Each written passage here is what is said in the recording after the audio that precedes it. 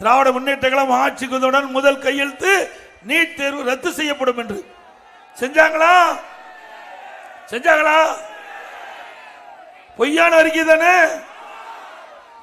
திரு உதயநிதி ஸ்டாலின் அவர் சென்றடமெல்லாம் தேர்தல் நேரத்தில் சென்றடமெல்லாம் பரப்புரையிலே குறிப்பிட்டார், திராவிட முன்னேற்ற கழகம் அந்த நீட் தேர்வை ரத்து செய்வதற்கு ரகசியம் இருப்பதாக சொன்னார். இதுவரை இந்த ரகசியத்தை வெளியிட்டதாக தெரியவில்லை. அண்மையிலே நடந்த சட்டப்பேரவை விவாதத்திலே முதலமைச்சர் தெளிவுபடுத்தி விட்டார், நீட் தேர்வு எங்களால் ஒன்றும் செய்ய முடியாது என்று கையை விரித்து விட்டார்.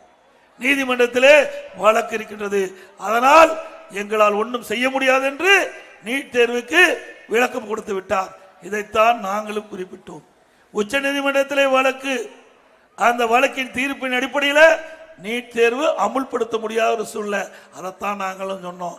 ஆனா பொய்யை திருப்பி திருப்பி சொல்லி மக்கள் மனதை மாற்றி இளைஞர்கள், மாணவர்கள், பெற்றோர்களை திசை திருப்பி தேர்தல் நேரத்தில் வெற்றி பெற்று ஆட்சி அமைத்த பிறகு இன்றைய தினம் நீட் தேர்வு ரத்து செய்ய முடியாது என்று சட்டமன்றத்திலே இன்றைய முதலமைச்சர் தெரிவித்து விட்டார். இப்படிப்பட்ட பொய் பேசுகின்ற முதலமைச்சர் நாட்டுக்கு தேவையா? பொய்ய பேசிதானே ஆட்சிக்கு வந்திருக்கிறாரு.